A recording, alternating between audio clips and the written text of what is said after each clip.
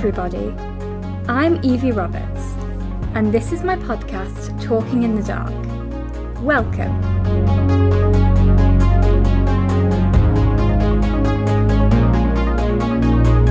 The aim of this podcast is to raise awareness about blindness, visual impairment, and disability in general, in a happy and light-hearted way.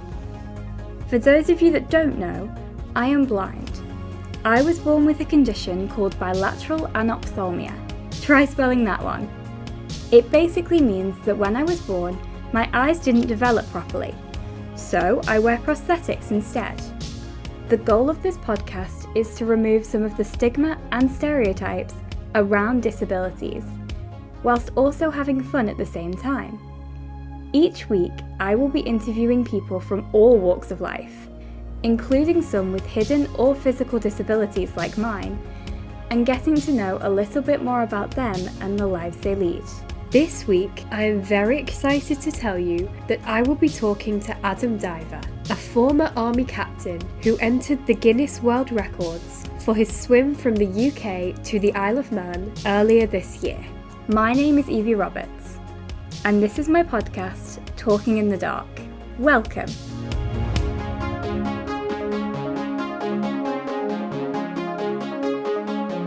Hi, Adam. Hello, thanks for having me today. Oh, it's really nice to have you. How are you? I'm okay at the moment. I'm doing quite a lot of work with the NHS, but I've just looked out the window and it's absolutely pouring down. So I'm actually pretty happy that I'm inside at the moment. Oh yeah, I don't blame you. It's been quite cold over here today, to be honest. I think we're definitely entering sort of the winter months now. Yeah, that's it. I come to work on my bike every day, just to save on fuel and just save the planet as well. And I'm starting to wrap up warm and putting my winter clothes on. So yeah, it's coming cold now, but we've got hopefully a few more weeks until it gets really bad. Yeah, hopefully. I guess at least when you get into winter, you've got Christmas to look forward to. That's it. Yeah. So well, not yet. I've got Remembrance. We'll bonfire night and Remembrance first, and then after Remembrance, then we can do the countdown to Christmas. That's my rule. Yeah, fair enough. That's a very good rule. So, to begin with, can you tell me a bit about yourself? Yes, right. So I won't go from when I was born. I'll start off from my school days. I left school in about 1992 with no qualifications at all, and that's maybe a conversation in itself. And I joined the armed forces at 16. Because there was no other path for me at that time. So I joined at 16 and I went straight to Germany, Berlin, and I spent a couple of years there. And then from there, I started to go to war zones. My first war zone was Bosnia in 95. And then from there, I did tours of Northern Ireland. I was present in Northern Ireland for the Omagh bomb.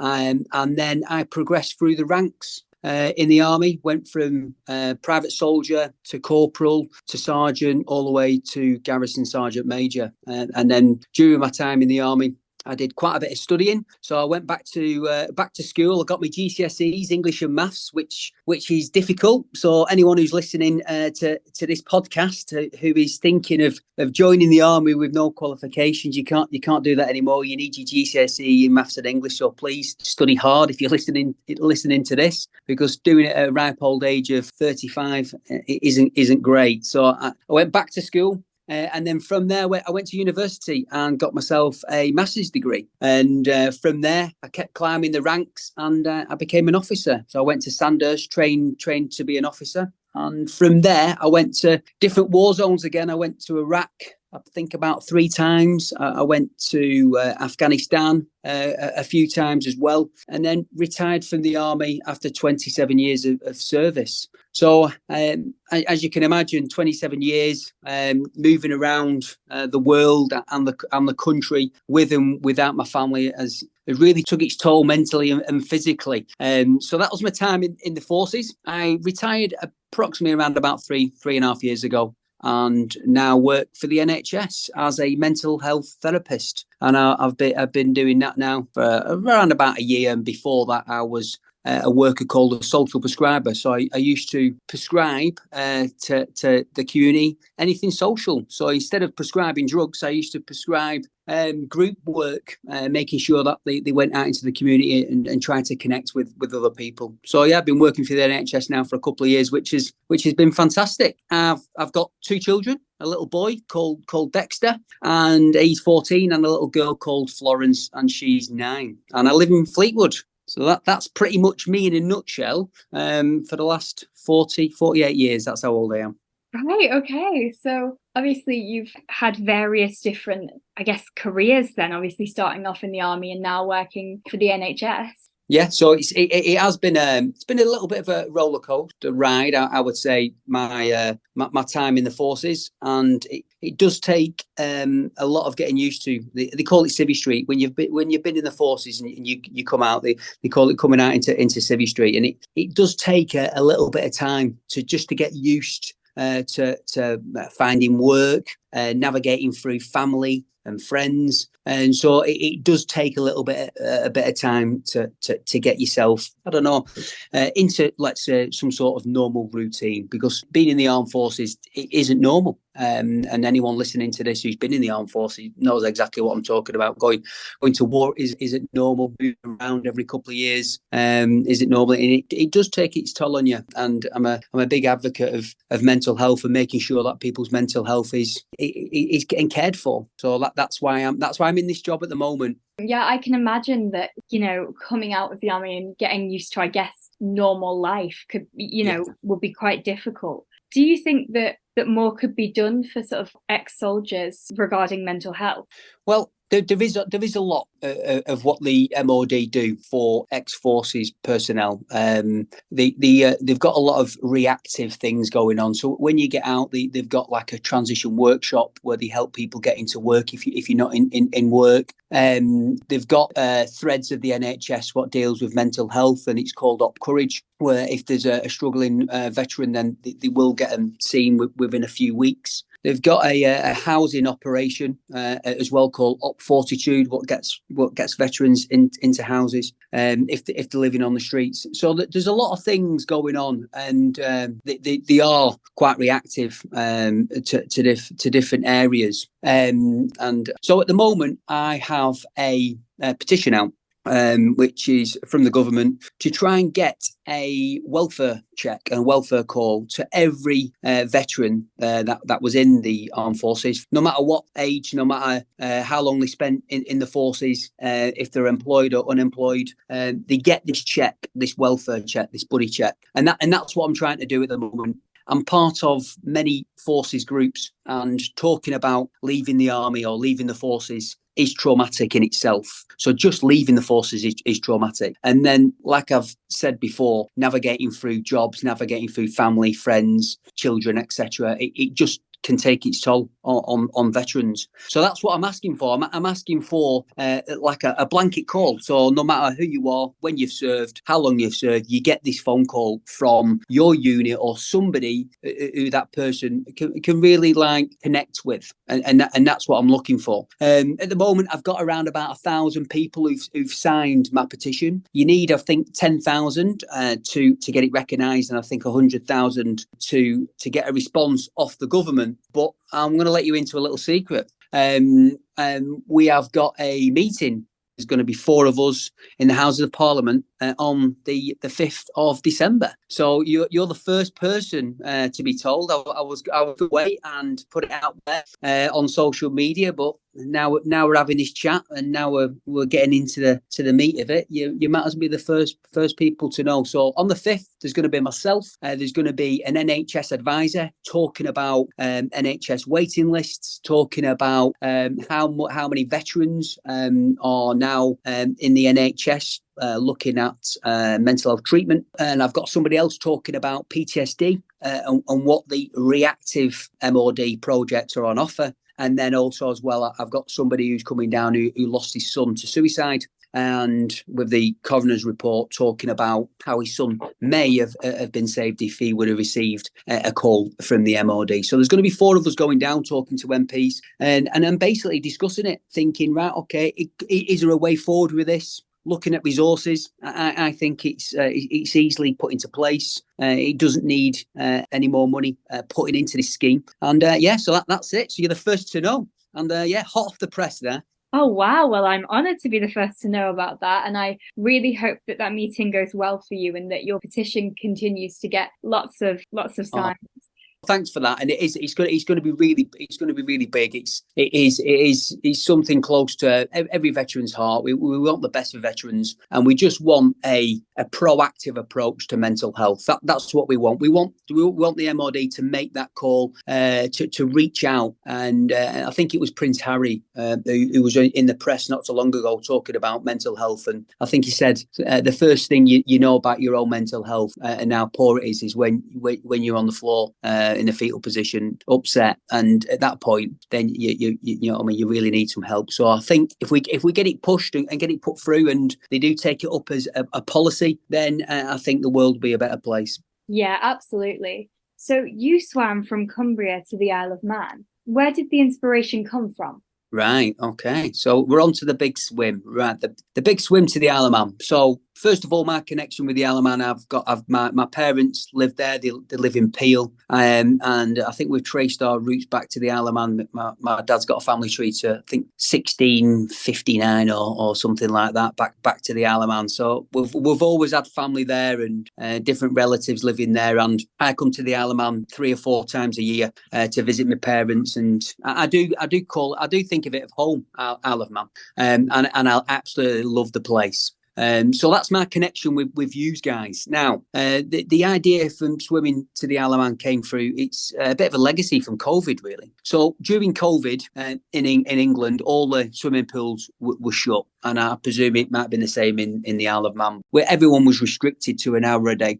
So I swim most days, and my son is a keen swimmer, Dexter. And because the pools were shut, we needed somewhere else to swim. So we said, right, okay, we'll go back into the sea again, and we'll start swimming in there. So when we had our hour that we could get out of the house, and when the sea and the tide was right and high, we used to go swimming in our bay, and it was literally 100 meters away, so it was quite easy to get to and get back to the house. So one day, me and my son Dexter was swimming, and you could see the Isle of Man. So as we were swimming along, we were stopping and chatting about what we're going to be doing, and Dexter looked over to you guys and said, "Do you think we could swim there one day to see Nan and Grandad?" So I laughed the idea off, and then actually when I got back to the house, because we spent 23 hours a day in the house, I started to Google, has anyone swam to the Isle of Man? And it went from there. So it was my son who planted the seed. So from there, I then organised Zoom calls with any professional swimmer and anyone with any data at all about swimming to the Isle of Man. And one person was high on my agenda with a lady called Julie Bradshaw, MBE, who was the first person to swim the Channel Butterfly. And she's a good friend of mine. So I phoned Julie up, and I put it to her and said, right, from what I can see, no one swam to the Isle of Man. And we had a good discussion about that and did a bit more research. And then we said, right, okay, is it possible? So we're discussing that. We're looking at the tides and the currents. And actually, after a couple of Zoom calls, we decided it could be done. So the next step of the plan was to find out the routes. Luckily, I've got quite a few friends in the Nautical College in Fleetwood. They're a great bunch of people who work there, and the college is amazing. But they've got simulators in there. They've got computer systems in there. So I put it forward to the team at the Nautical College and said, right, okay, this is what I want to do. It's never been done before. I want to swim from England to the Isle of Man. Which is the best route? And which is the shortest route? So we put it onto the simulator, we put it on the computer system, and they measured it out. It would be around about 32 miles, and the shortest route would be from St Bees in Cumbria to a place called Portmore in the Isle of Man. And that's as the crow flies. But as you know, things aren't that simple, and we worked out that it would probably maybe 40 to 43 miles, give or take, swimming with the tides, because the tide changes every 6 hours. So every 6 hours, you need to move with it, and it goes up and down. It looks like a bit like a wave, if you will. So we knew we'd be doing around about 40 miles swimming, and that was around about 3 years ago. So it was a couple of years in the planning. I swam pretty much when we decided to go every single day. So I had to get a team of people together. So my team came from the nautical college, and a few soldiers came along as well as my kayakers. So I needed a big team. I needed a boat, first of all, which luckily a friend of mine had a big boat. And then I needed a crew. So I needed a captain. But you need two captains while one's asleep. So I got myself two captains. I needed an engineer. I needed a medic. I needed two kayakers. And then I needed like a liaison officer, if you will, who could liaise with the UK and the Isle of Man as well to making sure that we were safe. So they linked in with the RNLI, the Coast Guard, the wind farms, the oil rigs, etc. So we needed that person as well. So I had a really, really good team that we put together. So we practiced pretty much. Well, I was swimming every day, but we got together pretty much on a monthly basis, making sure that any administration that we ticked it off. I spoke to you guys. I spoke to the government and said, right, this is what I'm doing. I won't be coming on a boat. I'm going to be swimming. What documentation do I need when I land? So I needed like COVID forms. I needed my passport and everything else to prove who I was. So I'm making sure that I wasn't going to come to you guys with the right paperwork and stuff. So that was all done. And 2 years down the line, we were set to go. So it was, I think it was the 22nd of July. 2022, we were all set to go, and we set off from St. Bees, and I think I got around about 14k into the swim, about 4.5 hours in, and the weather struck. It was pretty bad, and it was basically unsafe for me to swim. And I was swimming in really high water, and I was probably swimming in that for around about 45 minutes before, and I didn't know this, but they've already called the swim off, and they were just waiting for the right time to get me on board, because it was actually that rough to get me on, and the kayakers as well. So I got on board the boat, not knowing that they cancelled it. And I got on there thinking, right, okay, we'll mark out where we are, and then we'll crack on again in the next half an hour when the storm finishes. But little did I know that the storm was going to be in for a good 24 hours, 48 hours, give or take, and by that time, the planner would be failed. And it won't be able to do it. So but I went downstairs into the hull of the boat, had some food, and about half an hour later my team came down and said it's not possible, it's off.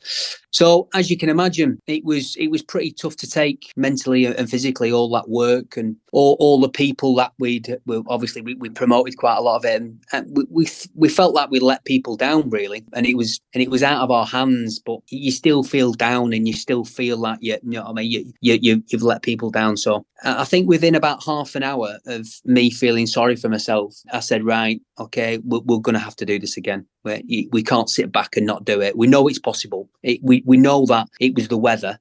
My training was good. My team was good. That we can do this again. So that was it. We started the planning again straight away. I went back to the UK. Went back into work, and I started to look around and figure out when and how we can beat this. Now, the problem I had was the weather. Everything else was absolutely fine. There was no issues with it. So we had to beat the weather. And to beat the weather, you need to be on call. You need to go at the right time. And I proposed it to my team, and all the team, they couldn't say that they could go at any time, because they're all professionals. They all worked as teachers. They all worked for the RNLI. They all worked for the Coast Guard. And they couldn't say that we can go at any time. So I had to look for a new team. So my new team was ex-forces, veterans. So I put a calling notice out to the veterans community and said, right, okay, I need a band of merry men and women to come along. Who's up for it? So my full team was all veterans, and they were veterans who have all had poor mental health, either anxiety, depression, PTSD. So there was something really in this now.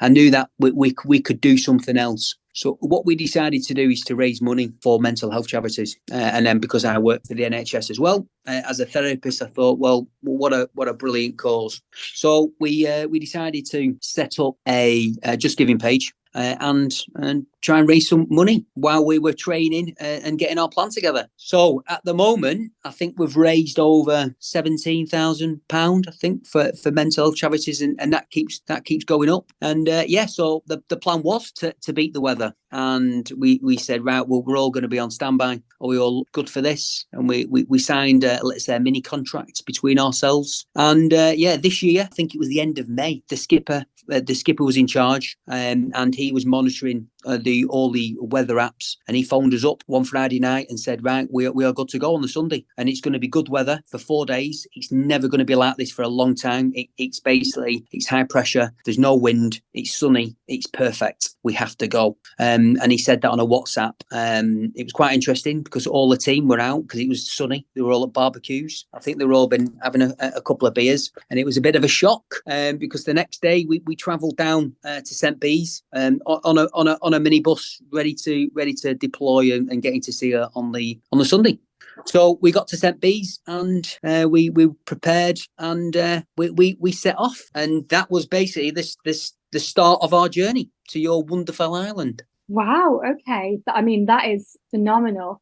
So you've mentioned that obviously you really enjoy swimming and you do it most days. Would you say that swimming is a bit of an escape for you? Yeah, for me, swimming is really good. It's good for my mental health, and everyone's going to be different. Like some people might go for, let's say, mindfulness walks. Some people like colouring. Some people, I don't know, might go for a run. But for me, I do like swimming. It just makes me forget. It stops any worry, and it's something I enjoy. And because I enjoy it, I like doing it, and I do it often, and then I can get quite good at it. And so it's been really, I'll say, beneficial for what we try to do to get to your lovely island. Yeah, so it's helped me along the way, liking swimming. Yeah. Yeah, I imagine so. I mean, from my perspective, I would say that my escape is I love horse riding. Oh. So I would say my escape is either horse riding or listening to music, something like that. But yeah, I do enjoy swimming, to be fair. I've never done like sea swimming. I've only done it in a pool. Would you say there's a difference between sea swimming and pool swimming? Yes, I would say yes. Sea swimming, first of all, you definitely need to go with someone. You need to have the right equipment. So there's different on safety, but you get a different feel for the water. You don't know what to expect because you've got a little bit of current there, a bit of movement where you don't have it in a pool. You never know what to expect. Anything can pop up from below the surface, like it did with me on the swim. So I was stung many a times by jellyfish along the route to the Isle of Man. So I think maybe 20, 30 times along the way. And I really got a big jellyfish in the face called the lion's mane jellyfish. It's a big red jellyfish. It doesn't look very nice, and it clearly doesn't feel very nice. It felt like sunburn on my face instantly. So I got it full in the face, and it was an instant sunburn kind of feel. And that carried on for around about an hour and a half. And my fingers started to tingle a little bit, and my feet. And I actually thought at one point I might have to stop, but I carried on, and after about an hour and a half, I could just feel it a little bit. But that was quite a shock, swimming into that jellyfish. But yeah, it's different. You don't know what to expect in the sea, and a lot of people do it now. I got when I arrived in the Isle of Man, I got met by a lovely gentleman who's been swimming around the Isle of Man for suicide awareness. So that was fantastic, and also as well as I think there's a group of women who there who do open water swimming as well. So they met me. So I think it's quite big in the Isle of Man, open water swimming. Yeah, from what I know, it is quite big. I've, like I said before, I've never tried it, but it is quite a popular thing over here. I imagine as well that being stung by so many jellyfish would not have been particularly enjoyable. Yeah, I'm not really selling it, but there you go. Yeah, it's you do meet little creatures out there, but that's part and parcel of the fun, I think. Yeah, definitely. So, how did you feel after the swim? So the swim itself was I'm not going to paint over it. It was pretty horrific, to be fair. It was exhausting, and there was a real low point probably. Not probably, it was a low point when I was in the middle of the Irish Sea, and I couldn't see the Isle of Man, and I couldn't see England either. And I'm sat there with my kayakers next to me, and I'm bobbing up and down in the water, and you couldn't. It was completely still. There was no noise or anything. There was no waves about. It was unbelievable, and it was just coming dark. And at that point, I've been swimming for hours. I don't know, 8-9 hours or something. And I just sat there bobbing up and down, and I looked at my friend and I just said, Kev Gray, he's one of my kayakers, and I just said, I think I've messed up here, mate. I'm not feeling great. This isn't good. And we discussed this, that I'd have a low point during the swim, and like runners call it, hitting the wall. And I knew that I'd hit the wall at some point, and it was that. I knew that was the point. And we discussed it, and we discussed that Kev would talk about why we're doing it, and the people that were going to help, which was all the soldiers lost their lives and their families. So we started talking about that. It's quite upsetting, actually. It's when I think about why we actually did the swim itself. So we started talking about names and people who we knew. So yeah, we started doing that, and that really helped me get over that bit of negativity and the tiredness. And it lasted probably around about half an hour, maybe a little bit more, where I kept stopping, kept looking at him, and he kept on talking to me. So that was a real struggle. And then from there, it was pretty amazing. I could then see the Isle of Man. And then when I arrived on the island at Portmore, it was just fantastic. There was people there from another service there called Heroes on the Water, and they're a set of kayakers who look after veterans with poor mental health, and they do a great job. So they were there, and I didn't know who they were, and I got met by Tony who runs it, and he gave me a big hug, and I'd never seen him before in my life, and I started to get upset. And then there was ladies there who were doing the open water swimming, and we were hugging each other, and it was just an amazing feeling to be fair, to touch the sand at Portmore and to realise that the task had been completed. And it wasn't completed. You couldn't do something like this on your own. You need a team, and it needs to be a team effort. And I had a great team, and the first team as well. We couldn't have done it without the first team, and obviously the second team as well. But also the connections, talking to the Isle of Man, talking to all the people who basically made it happen. Really, the Coast Guard, the RNLI, the Isle of Man government, and then all the people in the UK. So it was a massive effort, and yeah, getting there was just amazing. And yeah, so we did quite a bit of PR when we were there. The TTs were on at the same time, so we ended up watching a few races, which was good. And then we got invited to see the governor, which was pretty amazing. So myself and my family who were there, they greeted us on the beach. We all went to see the governor, which was pretty amazing. So we had tea and afternoon tea with him, and he's a veteran himself. So we had quite a bit to talk about, and yeah, so it was just an amazing experience from start to finish. And yeah, and this is where we are now. I'm talking to you. Yeah, I mean, that is just brilliant. And I can only imagine the feeling of just complete triumph that you would have felt when you touched the sand and you knew that you'd done it. Yeah, it was, and I was really struggling at the end. And there is audio of me talking to my kayaker. He did quite a bit of filming, because we've got like social media. We have put social media posts out there, and I think every couple of 100 meters, I'm saying, "Am I moving?" Because I had it in my brain that I wasn't moving anywhere, and clearly I was. But the Isle of Man just didn't seem any smaller, and he kept saying, "Yeah, you're moving, you're going forward." And I think I don't know, I might have been a mile away or something from the Isle of Man at this point. And he was, I think he was saying, "Yeah, you're only a couple of 100 meters." And I think loads of people were commenting and going, "No, he's not." He's a lot further than that. But Kev was trying to be on my side and just to make sure I kept going. But yeah, it was amazing. It was, and getting to your island, it was just fantastic. And like you said, the reception was brilliant. The people are brilliant, and yeah, it was just good. And I'm coming over actually in a few weeks for a remembrance, and I think it'll be a bit strange coming over on the boat. I think I'll look out and look at the sea thinking, blimey, I've swam that, which will be pretty strange. Yeah, that will definitely feel a bit weird. So you raised money for the charity Healthier Heroes. Can you tell me a bit about this charity? When I left the forces, the same time as one of my good friends is called Andy Powell, and he set up a charity called Healthy Heroes, and we discussed certain things as we were leaving, and he was setting up this charity, and I was setting up I wanted to set up a triathlon club, and the difference between like my triathlon club and other ones, I would set something up that was free for people could join. They didn't have to pay any membership, and they still get the same benefits, the health benefits and mental health benefits, without paying anything. So we had quite a few discussions about how we would achieve our aims. And he set up this charity called Healthy Heroes, and it's been going from strength to strength.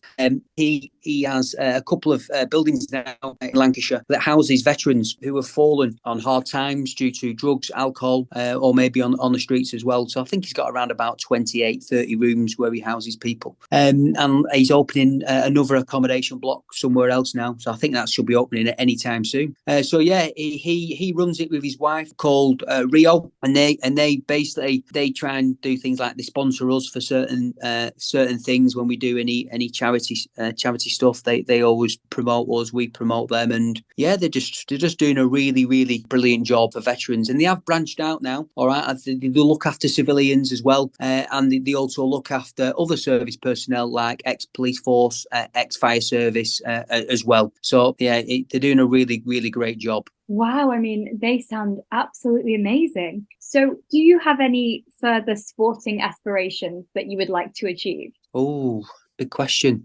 Right. So I do a lot of triathlon, if you didn't know, and I was successful a couple of years ago to be in the Great Britain triathlon team for my age, which was fantastic. So I trained quite a lot, and obviously because of the big swim as well. So I was really, really, really fit, if you could say that. So I was lucky enough to get on the team, and I went to Spain a couple of years ago, and then I also got on the team this year as well. So I went to Spain again for the World Championships, which was fantastic, which was really good, a place called Pontevedra, and I came 15th out of my age in the world, which I think's pretty good. And I'm thinking about maybe doing that again, hopefully getting the team, so sticking to triathlon for a bit. But you never know. There's always swimming tasks, always swimming journeys to come up. There's maybe swimming from Ireland to the Isle of Man. That's not been achieved yet. That was done by a relay team a few years ago, and also as well, it was attempted this year by a lady, and she was unsuccessful this time. So you never know that could come up in the future. You never know. Well, yeah, exactly.